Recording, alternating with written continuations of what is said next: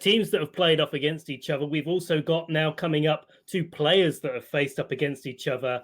We have on your screen now Leonardo Bonanomi, who is a really good competitor from Italy, of course. Worlds Day 2 in 2019, special event winner in 2017, and getting top 8 at the Sweden Malmo Regionals in 2020. So possibly playing a few Swedes there along his path. But of course, he has played up against our next competitor, who will be coming up on your screen in just a moment, Nils Dunlop. And they faced before, and it was all on Leonardo's end. Exactly, the rematch that Nils has been wanting, I'm sure, from that match. Lost to Leonardo previously. Now that you've come into the finals, he acts like he has to win this game. Not only will he will he get the title here for Sweden, but he will also redeem himself from, previously losing to him. You can see his accolades here. We've mentioned Nils many times before. Top 4 worlds in 2018, top 8 worlds twice in both 2016 and 2017, and won the regional at Richmond in 2019. So you can see his consistency, but also the progression that Nils has done over the years, going from top 8, top 4 to then a regional champion. You can talk about the divisions between worlds and regionals all you like. He still is a champion. He's got that trophy on his shelf. It just does go to show what a high caliber player he is, and he's going to be coming into this match really prepared. The players have had opportunity to change up their teams from their previous match that they would have faced. As far as I'm aware, we may have to jump into the match to really refresh my memory, but I believe Nils actually has a whole new team. Yeah, almost certainly that these players will have switched it up, and we're going into the finals as opposed to the group stages. The group stages, until you're out, you're not out. You've always got another chance to play, but this is the grand finals. No more chances, and here we are. Let's see what these players have brought. Yeah, really liking these leads, and so does Gimli, apparently, coming out from the team here. We've got on Nils' side, we've got the Cinderace, Togekiss, oh, wait, hang on. Whose side have we got? On Leonardo's side. Leonardo's side. From Leonardo's side. Oh, I do apologise. There we go. We've got Leonardo's side, Cinderace, Togekiss, Magnezone, Incineroar, Milotic, and the Amoonguss. So some really sort of spicy choices here. I'm liking the double fire with the Cinderace and Incineroar. A lot of people do tend to drop the fire move on that Cinderace, though, so I'm looking forward to seeing if he's been able to keep that on. Whereas on the other side, we have got the Rillaboom, the Drifloon, Cinderace, Urshifu, Amoonguss, and Toxtricity. I'm looking forward to seeing this Toxtricity because I believe when Nils played the United Kingdom, Eden used his Toxtricity to great effect. He certainly did, and Toxtricity is something that is going to be a little bit more muted, I think, in this matchup. I mean, there is the Togekiss and the Milotic that it could do some good work against, but there is that Magnezone as well, and I think that Magnezone is going to be crucial, as normally it is in these matchups, where you have to look at your team. Certainly, Nils will have to look at his team and say, "What have I got to really affect the Magnezone?" Now, with that Max Steel Spike coming out into play and boosting its defense potentially, Urshifu's going to have a little bit more of a difficult time, as is Cinderace, and of course, there's not too many other ground opportunities for Nils to work with. So, I think this game is going to be a catch the Magnezone, let's say, kind of a matchup, and we're going to see really both how Leonardo protects it and how Nils tries to work around it, as he tries to also work around all of those things next to that sneaky little Magnezone. Yeah, it's going to come down to a lot of ball positioning, I think, in this particular game, and whether you're able to pick up those key critical KOs on the Pokemon that your opponent needs to be able to take out an endgame situation. Leads are coming out here. We have got Amoonguss and Cinderace for Leonardo. And, oh, wait, what's on the other side? We've also got the Cinderace and Amoonguss for Nils. Well, this is a mirror match if I've ever seen one before. Not something that you'd expect by looking at team preview, but hey, this is where we are right now. Of course, we don't know the items on either Cinderace or Amoonguss, so you've got options for Cobra Berry, Occa Berries, depending on Max Airstream, that G-Max Fireball as well that Gigantamax Cinderace can have access to. So whether or not the Amoonguss will go down will depend on both item choice and move choice, and of course, that's not to mention the occasional focus sashes that come out from Italy when they decide to play Amoonguss. A little bit more fast than perhaps most other people. So, a real mismatch of turns here. And of course, we don't know which Cinderace will be going first, but we know at least one of them will be going Gigantamax. Yeah, coming out on a very offensive start here. It's going to be the Gigantamax Cinderace. I believe that's coming out for Leonardo there. Going to jump straight onto the fray and apply a lot of good pressure with the potential as well to start setting up some statistics, whether it's boosting speed, defense, or changing up the weather potentially. You've got Cinderace here going for the Iron Head. So it is going to be able to boost up the... Oh, sorry, that was actually the Iron Head going straight into the opposing Amoonguss. So many different Pokemon here on the field at the moment. Cinderace going for the G-Max Fireball, however, so that's going to target straight down into the opposing Amoonguss. No berry activation here, so it will take it right down to its Focus Sash. So as you mentioned, often that's a sneaky item going around. Nils has decided to have it on his Amoonguss on this occasion, as the Amoonguss on Leonardo's side does go for that Spore into the opposing Cinderace. I quite like this play here by Nils choosing not to Dynamax the Cinderace, just in case Spore does come out, and you can see that's the trap that Leonardo has fallen victim to here. He has used his Dynamax, his Pokemon's now asleep, he's guaranteed to lose at least one of those turns. Absolutely, and losing your Dynamax turns or Gigantamax turns is definitely not a situation that you want to be in. Of course, so Nils has got a little bit of the front foot, he's got a little bit of space to work with. That Iron Head came out and did a lot of damage to the Amoonguss. Certainly will be able to knock it out from this range again if Leonardo decides to go for that again. Nils decides to go for that again. And Leonardo's just got to sit there and wait for his either Gigantamax Cinderace to wake itself up, or he's got to decide maybe to switch things up and go a little bit more on the offensive. Well, defensive plays jumping out straight away. There's going to be the protect from the opposing Amoonguss. Cinderace obviously taking its turn of sleep here, as is the opposing Cinderace. So Amoonguss on Leonardo's side seems to be the only one going for offensive strategies here with that Sludge Bomb, but to no avail as it hits the protect of the opposing Amoonguss. It does, and both of these players are just sort of taking their time, I suppose. That Iron Head quite clever, actually, coming out from Nils in the first turn. Changing its type to Steel, and Steel isn't affected by Poison moves, so that's a really nice reveal. Potential that Cinderace on Nils' side of the field isn't now affected by any move that Amoonguss wants to use, other than that Rage Powder, but Rage Powder doesn't knock out a Cinderace, so, quite a nice position there. And Protect, of course, on Nils' side of the field on his Amoonguss, just make sure it's hanging in there, likely to have that Regenerator ability, so if Nils wants to switch it out, we'll come back in later with a little bit more health if he just wants to protect that. But really, the name of the game right now is just waiting for their Pokemon to stop taking naps. Yeah, who's going to wake up first? That's the question. Amoonguss on Leonardo's side, they're going to protect this turn in particular, as Amoonguss on the opposing side does go for that Rage Powder. So just wants to protect Cinderace, maybe give it another chance to pick up, to wake up, and that's exactly what we see happening here. It's the Max Airstream on the Cinderace on Leonardo's side, however, that's going to go first.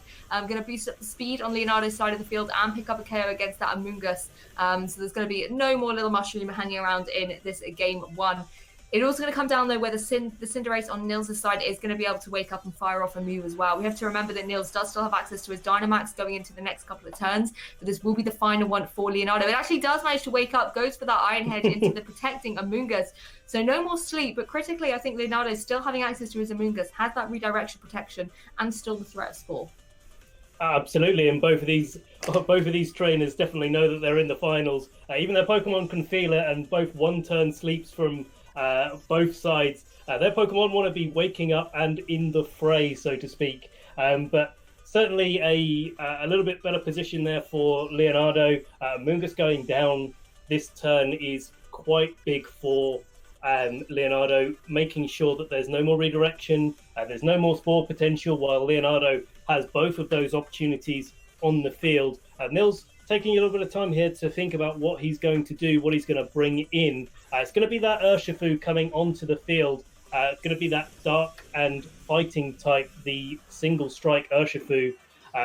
So one that's going to be possibly a little bit more threatened by Cinderace on Leonardo's side of the field. Of course, does have access to those big fighting attacks, those high jump kicks and such. And of course, both Amoonguss and Cinderace on Leonardo's side of the field have got that speed increase from the Max Airstream. So depending on how this Amoonguss is trained, could be starting to be a little bit more speedy to outspeed some of the Pokemon. Not likely to outspeed the Urshifu or Cinderace, but if it does last that long, could be outspeeding something that Nils has in the back. So Nils definitely needing to go on the offensive here, use that Urshifu to good effect, see if he can maybe knock out the Cinderace, definitely try to knock out the Amoonguss, even though he's got the speed deficit, does still have access to his Gigantamax and could be taking the time to use that now. I like this hard switch here by Nils, removing the Urshifu that was in a bit of a precarious position from the field. And, we've already seen that the Focus Sash was on that Amoonguss. Focus Sash tends to be the item choice on Urshifu, so I'm curious to see what item it actually is holding later on in the game. Without any further ado, though, Nils does actually Dynamax or Gigantamax up his Cinderace, so both players opting for the same Gigantamax Pokemon here of choice. And I think this is quite wise, because if you are Nils in this situation, you need to start getting your speed boosted up as well, so it's the critical time to go for some of those max airstreams. Amoonguss going for the Rage Powder means you don't have to fear going to sleep in this particular turn. Changing into that fire type, and that was the Cinderace on. Oh my goodness, everything is happening so quickly right now. The Cinderace there on Leonardo's side, identifying that the opposing Cinderace was still Steel type, would be able to deal some super effective damage with a fire type move, and that's exactly what Leonardo does. Nils loses his Gigantamax before it's even able to get off a move. Oh my goodness, that's just amazing knowledge there by Leonardo, being able to identify that he had this opportunity, and despite the extra HP from the Gigantamax, able to pick up a solid KO there. Yeah, really nice KO indeed. And High Jump Kick might have been able to do the same thing as Cinderace when they're facing off against each other and their fire type. Not too many super effective moves, but that max airstream coming in absolutely clutch, making sure Cinderace on Leonardo's side of the field was indeed the fastest Cinderace and was able to knock out the Cinderace on Nils' side of the field with that super effective Pyro Ball. Could have been super effective High Jump Kick as well, but yeah, just taking advantage of that position is great, and using the Rage Powder on the Amoonguss just to make sure that no attacks from the Urshifu were going to be landing into that Cinderace on Leonardo's side of the field, just making sure it's well protected for that turn. So really nice, safe play there. We've got Urshifu coming back onto the field for Nils, and between that Toxtricity and the Urshifu, I'm not seeing a great deal of opportunity here for Nils to be able to knock out everything on Leonardo's side of the field with just the two Pokemon he's got left. Yeah, that's the thing. The speed advantage really has helped Leonardo here, and it was critical that he got that first turn wake up in order to use the max airstream to its full effect. I think that's really come down here where Leonardo's been able to preserve his Cinderace masterfully, and you see a mirror in turn 0. It really comes down then to maybe which player is able to preserve their Pokemon better and which one's able to enable the big KOs, and it really looked like Leonardo was able to do that perfectly. Goes for another Rage Powder with that Amoonguss, such a key supportive Pokemon in this particular match, as Cinderace goes for that Pyro Ball once again. Not really going to be making use of its Libero ability here, just going straight for the fire type moves, picking up the solid KO there against the Toxtricity, and will obviously take a little bit of HP from the Life Orb there. The Urshifu going to go straight into the Amoonguss, finally picks up the KO against it with, of course, that critical hit that comes off Wicked Blow. But as you mentioned there, Ben, there's now only really one Pokemon on Nils' side that's going to be able to face off against the team on Leonardo's side. And looking at the Pokemon he's got in the back, you can throw in an Intimidate, you can throw in some more redirection. Togekiss really isn't going to mind at all against an Urshifu. It can deal out so much damage and take so much in return. And it really looks like the Cinderace is in a position where it can just start sweeping through the last Pokemon on the team. It certainly can, and Urshifu is definitely not going to like to see a High Jump Kick. Of course, there is always that opportunity for High Jump Kick to miss. There's the opportunity for a Protect to be coming out from the Urshifu, certainly on the threat of Fake Out coming in from that Incineroar. Intimidate, probably not going to make too much difference to Urshifu, given that Wicked Blow, as you mentioned, always critical hit. A great move in VGC, and certainly critical hits are very nice and do ignore any stat drops like Intimidate onto the field. But yeah, Urshifu's definitely got its work cut out for him. And if that Togekiss is in the back, then the Togekiss is not going to have any problems dealing with that Dark and Fighting type Urshifu, being able to resist anything that Urshifu really has in its arsenal. So yeah, it does look like Nils has identified all of those things. That is game 1 to Leonardo. And game 2 coming up, we'll see if Leonardo can bring it back to 3-3 to Italy. The ultimate disrespect as well. No, I do not want your lead card. I just want to jump straight into this game too. If you're Leonardo here, you're one game up. You don't need any distractions. You don't need a lead card. You just need to be able to focus and going into that game too. Because remember, Leonardo is playing to keep Italy in the tournament. One loss here means you lose. There's no coming back. You have to be able to win. And one game up is definitely a confidence boost that you need going ahead into the rest of the set. But Ben, if you are Nils now in this situation, looking at game one leads, they were obviously the mirror of each other, but Leonardo was just able to preserve his Pokemon better. If you're Nils, do you opt for the same thing or do you dramatically change things up? I don't think there's a dramatic change up. I mean, personally, I'm not a particular fan of these Cinderace Amoonguss kind of mirrors. Does feel a little bit coin flippy sometimes where, you don't know which Cinderace is going to go first. You don't know whether they're going to go for a max airstream first or not. Then you don't know which slot they're going to target. And of course, you can try and get a little bit clever. Maybe Cinderace on your opponent's side of the field maybe goes for a fighting type move, and then you come in straight after with a max airstream and knock it out. You just never know what's going to happen. So I think if I was Nils coming back at this, I'd be looking for a bit more of a consistent way to start off the game. Wouldn't necessarily be going for the Drifblim Rillaboom combination with the Grassy Seed and likely Unburden there. Doesn't really do too much in this matchup. So maybe bringing that Urshifu and Amoonguss, just trying to do something slightly different. Depends also what item is on that Urshifu as well. We didn't see that in the last game. We saw the Focus Sash, as you mentioned before, on the Amoonguss on Nils' side of the field, but Focus Sash is indeed usually the item of choice on Urshifu. So there's something else going on there, and maybe Nils has an opportunity there to use that Urshifu a little bit more earlier in the game. And I think that could be important. Yeah, 100%. And I think one thing as well that Nils has got is that Toxtricity. And if able to position it right and maybe catch a Cinderace on a flying type move change, so you can catch it with a super effective electric type move, could be really critical for Nils. But of course, we sort of saw an interaction previously, or potential interaction, where the Cinderace turned into a steel type. You don't want to hit it for any poison type damage, for example. So it's going to, I think, come down to, again, these Cinderaces being really critical with which type they want to change to, depending on the turn, and whether they can predict what moves are going to be coming in towards them as well. Because you also don't want to be caught off guard and stuck in a type, as you saw in game one for Nils, stuck in that steel type with the speed disadvantage, making yourself a prime target for a fire type move. But it's going to be a change up from Nils. We've got Rillaboom and Cinderace out, those two first starter Pokemon out on the field. But no changes for Leonardo, sticking with what really won him that game one, Cinderace and Amoonguss. Yeah, I think this is really quite difficult for Nils to be able to maneuver. That Rillaboom is definitely threatened by the Cinderace, of course. We know that Amoonguss on Leonardo's side is also threatened by the Cinderace going on there, but as far as I can see, the Rillaboom isn't really going to be adding too much to this position. Does have the opportunity to fake out, so could potentially fake out the Amoonguss, just give Cinderace on Nils' side of the field a little bit more time to act. Leonardo looks like he's seen that coming, though, switching straight back into Incineroar and getting that Intimidate onto the field. Yeah, I like this play by Leonardo, preserving that Amoonguss that could be victim to a fake out and fire type move.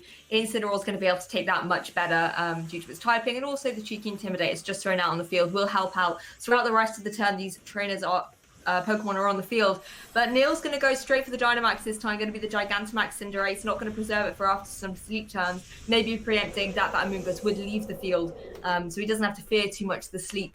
Depending on how he's covered his moves, can apply a lot of good pressure here. Leonardo, however, going to do the exact same thing, going for that Dynamax on the Gigantamax Cinderace. And I think we see in game two that same kind of offensive pressure leading out straight away. They both now have gone for their Gigantamax. There's no Amoonguss on the field here, so there's not a lot of redirection or sleep potential here. It can really just be an all-out offensive play and pick up some strong KOs and maybe push to a game three or maybe take the set. Rillaboom is going to go for that fake out into what was the Amoonguss, but Incineroar's not going to worry about that too much. And of course, Leonardo will have that fake out pressure going into the next turn. Cinderace on Nils' side is going to go for that max airstream. I think this is wise. You just need to start getting up as much speed as possible on your side of the field. But if you're the Rillaboom on Nils' side, you do have to worry about taking a max airstream in retaliation. You certainly do, or a G-Max Fireball as well. Neither move is going to be appreciated by Rillaboom, and it is that max airstream. Looks like it's going to be targeting straight into the Rillaboom. and the Rillaboom is getting knocked out in one, so no speed boosts left on the field for that Rillaboom. Yeah, Rillaboom has left immediately. Incineroar and the Cinderace going to get their speed up as well. And I think it was wise there from Leonardo to go for that Max Airstream, even though the G-Max Fireball, like you said, would also be super effective. You need to be able to start matching up the speeds and kind of keeping that stalemate on the field. Of course, the Pokemon now switching in for Nils will be at that disadvantage because it will not be able to have benefited from that first Max Airstream. Certainly not. And one thing that we didn't really touch on properly through that turn was the Intimidate coming out and how important that is for Leonardo's side of the field. That Intimidate really does stop Cinderace on Nils' side of the field, picking up the knockouts. It's one of those Pokemon that just about picks up the knockout on everything because it has access to lots of different moves and that Libero ability to change its type to the same type of the move that it's using. So, you always get that same type attack bonus and a boosted damage output from all of your moves. Now, the problem is now that the Intimidate coming out does stop almost all of those knockouts coming into play, even with Cinderace holding the Life Orb. And so that Intimidate's going to be so... you can see there the Max Airstream on Cinderace coming out, doing just less than 50% damage to Cinderace on Leonardo's side of the field, and that puts Leonardo in such a commanding position. You can put all that offensive pressure on, absolutely no problem at all. The trouble is all of that offensive pressure is just not quite hitting the mark anymore. I also like the Drifblim switching in here. It's quite safe if you have that seed as well, because the grassy terrain is going to be in effect no matter what once Rillabooms come out into the field. Cinderace is not known for its terrain changing secondary effects from its max moves, but going to be the Max Darkness coming out from Cinderace on Nils' side into the opposing Cinderace, going to lower up that special defense. That's definitely going to be able to help out against any of the special attacks coming out on Nils' side, potentially even coming out from the Drifblim that has just joined the field. Cinderace on Nils' side, however, going to have to take a Max Airstream in retaliation, so the speed really is building up on Leonardo's side, really putting himself into a strong position. Taking a little bit of Life Orb recoil, though, that could always affect him going into this particular turn with the Icy Wind as well. Being that flying type is something we touched on before with potentially an electric type move. Ice type moves do the same thing. It doesn't have to be the most powerful when your HP is that low. No, definitely not, and certainly super effective hits help as well. But we do see the parting shot coming out from the Incineroar just to round off the turn. Incineroar is going to be switching out, probably going to be switching right back in as well after Leonardo's Pokemon comes out. So let's see what he decides to pick. Drifblim is a great Pokemon, as you said, for Nils to have. Has the opportunity to have some speed control, maybe in that Tailwind. We saw the Icy Wind, of course, just coming out. But the trouble with Drifblim and the reason that it's a bit falls a bit flat at this sort of stage in the game is that really Drifblim doesn't provide too much damage output. And we've seen already the speed increases that have been going onto the field from Cinderace on Leonardo's side of the field, and Drifblim won't be able to cancel those out, and certainly not until some knockouts are taken. Even with the Cinderace gone from the field, Actually, no. Both of the Pokemon have left the field. I'm absolutely not on the right track here. Drifblim's going to be definitely keeping the speed control in Nils' favour. So actually, yes, maybe an opportunity for Nils to just keep himself in control. And certainly, if it's the case that Urshifu is in the back, maybe just keep himself on the front foot there for his last Pokemon coming back in. I think you're right, though, with the Drifblim. It's not the most offensive powerhouse of Pokemon. Sometimes we see it paired up with that weakness policy so that it can get that damaging output potential while still also being able to access the Unburden ability and keeping itself super speedy and super powerful. But with the Seed, that's not going to be an option here. But I think Drifblim is critical where it is able to go for those Icy Winds and keep lowering the speed on the opposing side of the field because, Dynamax doesn't last forever. That Cinderace isn't going to be able to go for endless Max Airstreams. Nils does still need to be able to have an option to be able to control speed terrain in some way, shape, or form during this match. He does. One of the things that he is going to have to watch out for is maybe that Incineroar has the opportunity to lash out. And if we see an Icy Wind coming out here, could be a lot of damage taken onto the Drifblim. Yeah, that's a very good point. The Togekiss, however, going to eat its Berry in the face of this Max Steel Spike coming out from the Cinderace. Going to do very little damage, and I think that's something really key that Leonardo has done. Going for those Intimidates, also managed to go for the parting shot onto that Cinderace, and just really, really lowering the offensive output that it can do, paired up with that berry. Togekiss is looking pretty safe in this turn. Drifblim going to go once again for that Icy Wind. Will connect on both of Leonardo's Pokemon, reducing their speed stats by 1.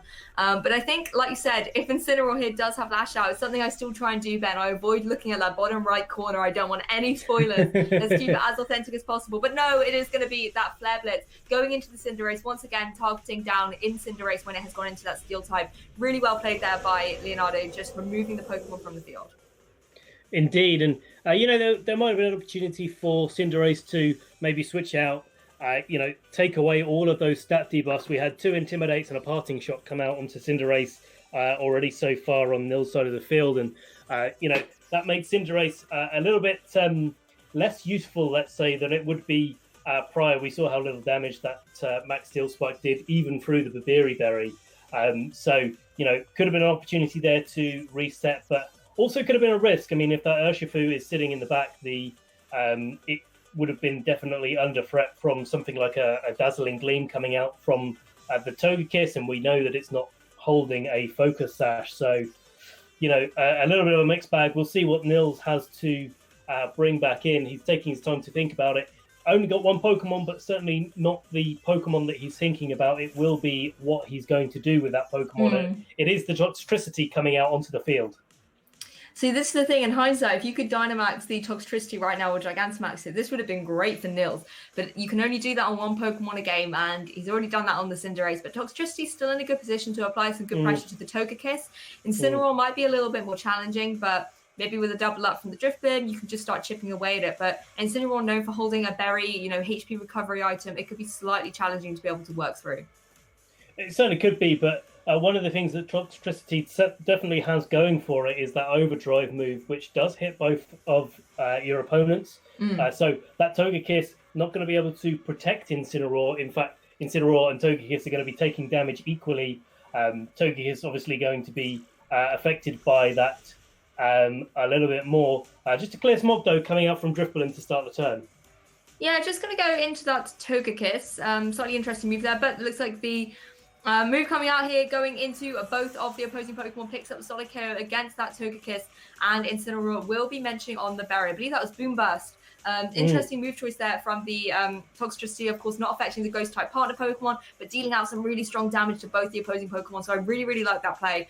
Like Incineroar here as well, going for that Parting Shot. Intimidate is something that doesn't usually affect Toxtricity, but Parting Shot will still be able to lower that special attack stat.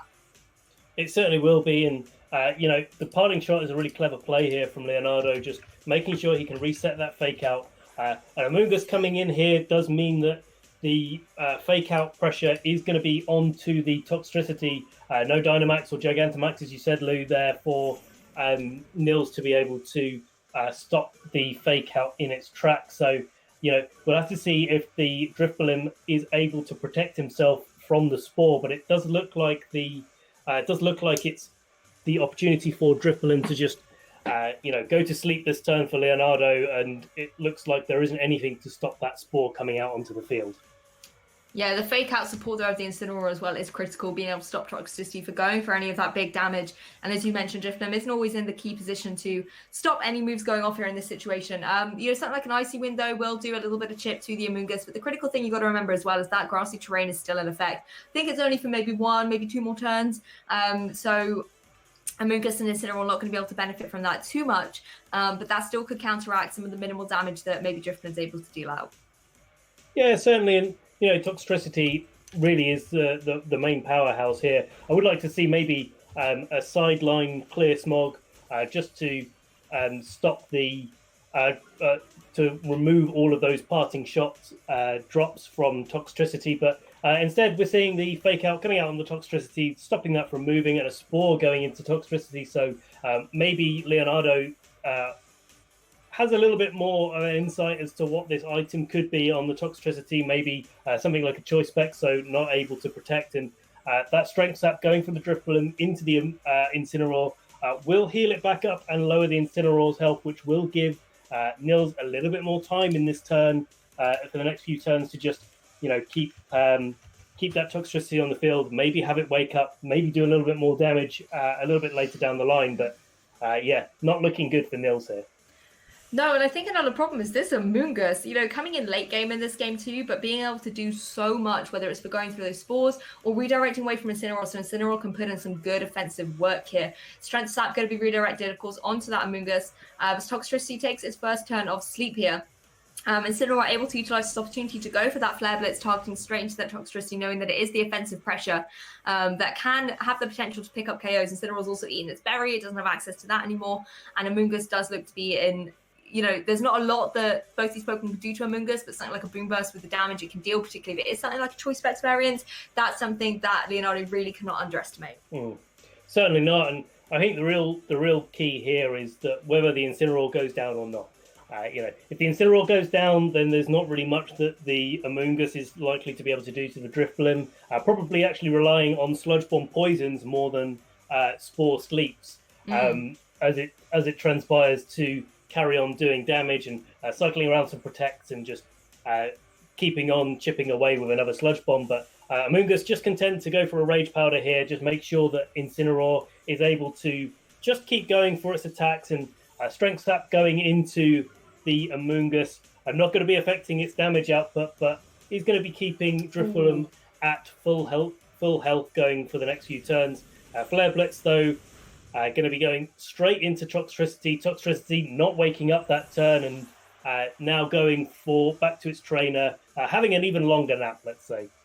Yeah, I mean, that was the critical thing there for Leonardo. He needed the Toxtricity to stay asleep one more turn so that the Incineroar was able to come in, pick up the KO. It just puts him in a really great position here. Drifblim, like we've seen, it can't do too much in this situation. Unfortunately, Drifblim, there's a time and a place, and it's just not in the ideal position. Amoongus able to go for that Rage Powder once again, just redirect anything over to that side of the field. The Icy Wind, however, nice play here in the sense that it's avoiding the redirection, but Incineroar, I think, looks to be in a prime position to be able to take this game for Leonardo. It can deal out a lot of offensive pressure here. Yes, it's had the speed drop, but if the only damage being dealt out is that Icy Wind, it doesn't have to worry. And going for that Dark type move as well with the Darkest Lariat, going to spin towards the Drifblim, does about a third of damage. So that should be able to pick up a KO in another 2 turns. Yeah, crucially, that move that Incineroar's using isn't a recoil move. Incineroar's going to be staying fairly, in this situation, a fairly high HP for the rest of the game. And Drifblim, as you saw there, didn't do too much damage at all with the Icy Wind.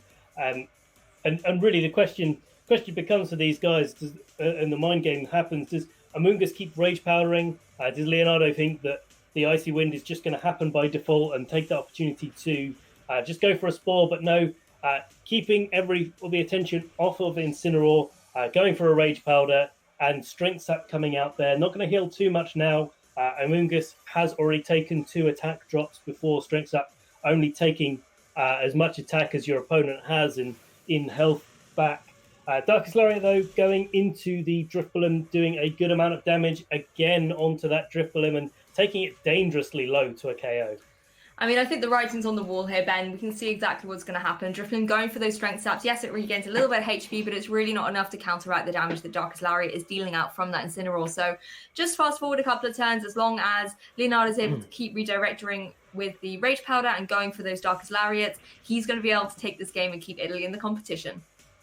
Certainly is, and here we go, another Icy Wind coming out onto the field. Drifblim just keeping on chipping away. Incineroar's taking that like an absolute champ, as is Amoongus, to be fair, especially given it's a super effective hit.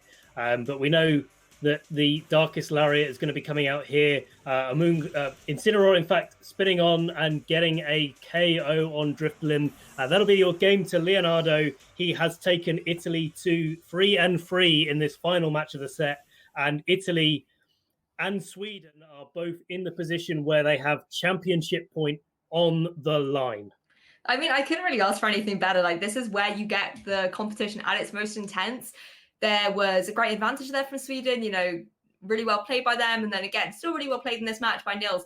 But Leonardo was able to take it in such commanding fashion that Italy are now neck and neck. And going into that final game, we've been able to see so much from this tournament that it literally comes down to one game. I don't think you could ask for more than that. Definitely not. And it's really quite nice watching a set and being totally wrong. When when you look at team preview, you're like, all right, okay, I'm just looking at these team matchups, and hey, I love the position of Magnezone in here for Leonardo. Leonardo came onto the field with that Cinderace and Moongus and said, I don't need to Magnezone. I've got a Cinderace, and that's a really great thing to see, and certainly really highlights the way that VGC plays out differently depending on who's behind the team, and how you look at the matchup and how these things actually end up. So a real testament to Leonardo there, and a real shame for Nils that I think he had an uphill battle the whole way through, but he kept on fighting, he kept on doing everything that he could. Really clever plays, especially that turn one not Gigantamaxing straight away. Really love that. Love that kind of play from Nils, and it's this kind of match that really makes a finals. Exactly. And he made an adjustment in that game too, bringing the Rillaboom, but unfortunately it didn't do too much other than set up the grassy terrain and go for a fake out. It was KO'd straight away by that Max Airstream. And I think that is kind of a critical play by both of those players to be able to have that Cinderace Gigantamax it and then apply so much pressure with things like the Max Steel Spike or the Max Airstream or even the Max Fireball. There were so many different sort of utility options to that Cinderace, which does show why it's such a versatile Pokemon, and being able to showcase it in such a manner is phenomenal for a finals. But one more match, Ben. One more match. One more. Well, on that note, we will be going to a short break now, but stay tuned. This is the match that you want to be seeing. This is the final match between Italy and Sweden coming up. We will be back in just a few moments.